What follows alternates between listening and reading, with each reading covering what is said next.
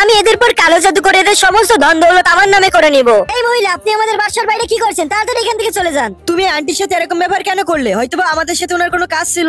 আরে এটা তোমার পুতা ছেলের কাপড়, তুমি এই কাপড়ের সাথে কি করছিলে? আম্মু, তুমি কি বলতে চাচ্ছ? ওর কাছে আমার পুতা ছেলের কাপড় রয়েছে, নিশ্চয়ই ওখানে কালো জাদু করতে চাইছিল। তাড়াতাড়ি বলো, তুমি এরকমটা কেন করছো? আমার কোনো বাচ্চা নাই, এই জন্য আমি এরকমটা করছি।